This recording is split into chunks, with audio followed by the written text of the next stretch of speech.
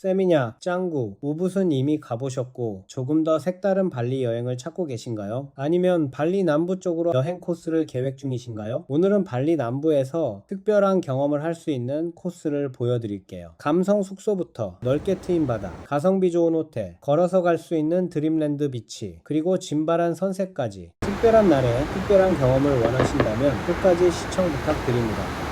발리 여러 번 다녀오신 분들도 이 코스는 아직 안 가보셨을 수 있습니다. 발리는 지역마다 분위기가 완전히 달라요. 짱구나 스미냑은 카페, 쇼핑, 비치클럽 느낌이 강합니다. 우붓은 숲, 논뷰, 요가, 힐링 느낌이 강하고요. 그런데 남부 발리는 조금 다릅니다. 절벽이 있고 바다가 시원하게 트여 있고 복잡한 도심 느낌보다 조금 더 여유로운 분위기가 있습니다. 물론 발리는 어디든 시간대에 따라 사람이 많을 수 있습니다. 그래도 발리 남부는 다른 지역보다 시야가 넓게 열리는 느낌이 있어요. 이번에 저희가 이쪽으로 온 이유도 그거였습니다. 사진만 예쁜 여행 말고 하루하루가 기억에 남는 여행을 해보고 싶었거든요. 그래서 선택한 첫 번째 숙소가 버블호텔이었습니다. 처음 사진으로 봤을 때는 솔직히 신기했습니다. 투명한 방 안에 침대가 있고 안에서도 하늘이 보이고 밤에는 별도 볼 수 있다고 하니까요. 겉으로 보면 정말 감성 있는 숙소인데 실제로는 호텔과 캠핑 사이에 가까운 느낌이었어요. 그래서 예약할 때부터 조금 걱정됐습니다. 저는 이런 특별한 숙소를 좋아하는데 와이프는 캠핑을 별로 안 좋아하거든요. 화장실은 편해야 하고 침대도 편해야 하고 씻는 것도 편해야 하고 벌레도 없어야 합니다. 조금만 불편하면 바로 표정에서 나와요. 그래서 도착하자마자 숙소보다 와이프 표정부터 봤습니다.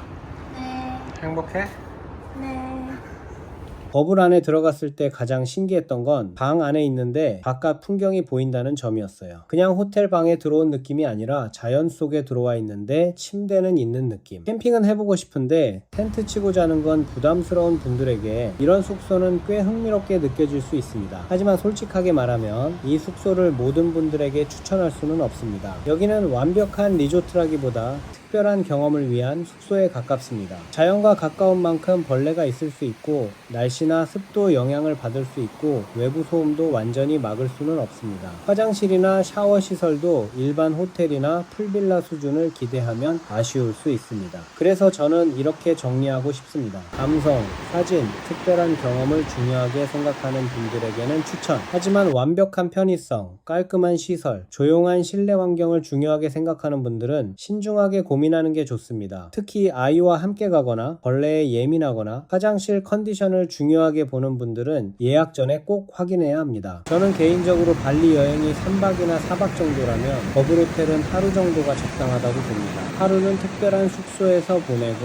나머지는 편한 호텔이나 풀빌라에서 쉬는 방식이 가장 현실적입니다. 왜냐하면 버블호텔은 경험 점수는 높은데 연박하기에는 사람에 따라 필요할 수 있거든요. 그리고 이런 숙소는 밖에서 하루 종일 돌아다니다가 밤늦게 들어오면 조금 아깝습니다. 체크인하고 사진 찍고 가만히 앉아있고 밤 분위기 느끼고 아침에 눈 뜨는 순간까지가 숙소 경험입니다. 여기는 숙소가 잠만 자는 곳이 아니라 그 자체가 목적지에 가깝습니다. 그래서 버블호텔을 예약한다면 그날 일정은 너무 빡빡하게 잡지 않는 걸 추천합니다. 버블호텔에서 특별한 숙소 경험을 하고 다음으로 판다와 비치로 이동했습니다. 판다와 비치는 남부 발리에서 넓고 시원한 바다 분위기를 느끼기 좋은 곳입니다. 발리 바다는 지역마다 느낌이 달라요. 어떤 곳은 서핑 분위기가 강하고 어떤 곳은 비치클럽 분위기가 강하고 어떤 곳은 조용히 산책하기 좋습니다. 판다와 비치는 절벽과 해변이 같이 보이고 시야가 넓게 트여 있어서 남부 발리의 바다 감성을 느끼기 좋았습니다. 바다색도 예쁘고 해변도 시원하게 펼쳐져 있어서 사진 찍기에도 괜찮습니다. 특히 복잡한 카페나 비치클럽보다 그냥 바다를 보고 싶은 분들에게 잘 맞는 곳입니다. 판다와 비치를 들른 다음에는 드림랜드 비치 쪽으로 넘어갔습니다. 여기서 저희가 묵은 숙소가 클라파 리조트였습니다. 솔직히 말하면 이번 남부 발리 코스에서 가성비로 가장 만족도가 높았던 곳이 여기였습니다. 저희가 갔을 때는 하루에 8만원 정도에 묵었는데 생각보다 호텔급 느낌이 꽤 있었습니다. 도착하면 웰컴티도 주고 아이스크림 쿠폰도 줬습니다. 이게 별거 아닌 것 같지만 더운 발리에서 체크인할 때 이런 작은 서비스가 있으면 첫인상이 확 좋아집니다. 그리고 무료 조식도 포함되어 있었습니다. 조식을 루프탑에서 먹을 수 있는데 위에서 전경을 보면서 밥을 먹는 들어오는 느낌이 꽤 좋았습니다. 루프탑 수영장도 있어서 숙소 안에서만 시간을 보내도 생각보다 만족도가 높았습니다. 무엇보다 좋았던 건 드림랜드 비치까지 걸어서 갈 수 있다는 점이었습니다. 발리에서 차를 계속 타고 이동하면 생각보다 피곤하거든요. 그런데 숙소에서 바로 걸어서 바다를 갈 수 있다는 건 장점이 컸습니다. 아침이나 오후에 부담 없이 슬리퍼 신고 나가서 바다 보고 돌아올 수 있는 느낌. 이게 여행할 때 생각보다 중요합니다. 그리고 위치가 또 재미있었던 게 바로 옆에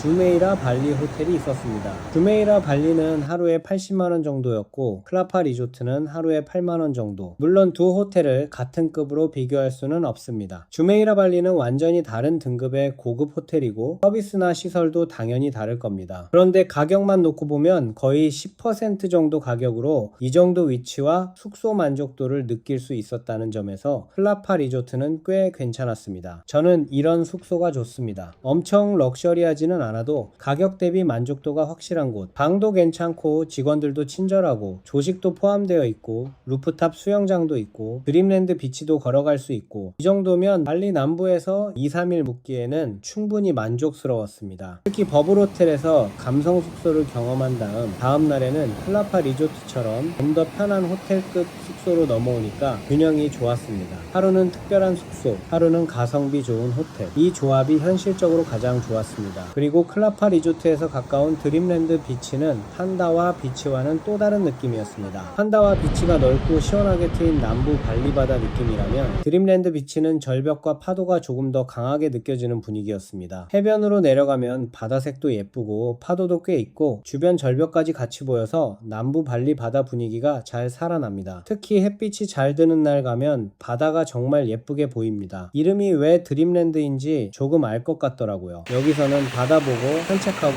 사진도 찍고 서핑까지 즐길 수 있어서 휴양과 액티비티가 적당히 섞인 느낌이었습니다. 저희는 숙소에서 가까워서 더 만족스러웠습니다. 일부러 멀리 이동해서 가는 것과 숙소에서 걸어서 갈 수 있는 건 체감이 완전히 다릅니다. 발리에서는 동선이 곧 만족도입니다. 아무리 좋은 곳이라도 차에서 오래 앉아 있으면 피곤합니다. 반대로 아주 유명하지 않아도 숙소 가까이에 좋은 바다가 있으면 여행 만족도가 올라갑니다. 이날 코스가 괜찮았던 이유도 그런 점이었습니다. 버블 호텔에서 특별한 경험을 하고 판다와 비치에서 넓은 바다를 보고 클라파 리조트에서 편하게 쉬고 드림랜드 비치를 걸어서 다녀오고 저녁에는 짐바란으로 넘어가는 흐름. 3박 4일 안에 감성, 바다, 숙소, 선셋이 다 이어졌습니다. 저녁에는 짐바란으로 이동했습니다. 짐바란은 선셋과 해산물 식사로 많이 알려진 곳입니다. 다만 솔직히 말하면 음식 퀄리티는 가게마다 차이가 있을 수 있습니다. 그래서 엄청난 맛집을 기대하고 가기보다는 바닷가에서 저녁 분위기를 즐긴다는 생각으로 가는 게 맞습니다. 해가 지는 시간에 맞춰가면 바다색이 천천히 바뀌고 하늘이 노랗게 물들고 조금씩 어두워지는 분위기를 볼 수 있습니다. 그 순간이 진짜 발리 느낌입니다. 낮에는 덥고 이동하면서 차도 막히고 가끔 계획대로 안 되는 일도 생기는데 저녁에 바다 앞에 앉아 있으면 그래도 발리 오길 잘했다는 생각이 듭니다. 짐바라는 그런 분위기로 가는 곳이라고 보면 됩니다. 이 코스를 다시 정리하면 이렇습니다. 버블 호텔에서 특별한 숙소 경험을 하고 판다와 비치에서 남부 발리의 넓은 바다를 보고 클라파 리조트에서 가성비 좋은 호텔 숙박을 하고 드림랜드 비치를 걸어서 다녀오고 짐바란에서 선셋으로 하루를 마무리하는 코스입니다. 이 코스의 장점은 하루 분위기가 처음부터 끝까지 잘 이어진다는 겁니다. 특별한 숙소, 넓은 바다, 가성비 좋은 호텔, 걸어갈 수 있는 해변, 그리고 저녁 선셋. 복잡하게 여러 지역을 왔다 갔다 하지 않아도 발리 남부의 느낌을 충분히 느낄 수 있습니다. 발리를 처음 가시는 분들에게도 괜찮지만 개인적으로는 발리를 한 번 이상 다녀오신 분들에게 더 잘 맞는 코스라고 생각합니다. 왜냐하면 처음 발리라면 스미냐, 우부, 짱구, 유명 관광지를 먼저 보고 싶을 수 있거든요.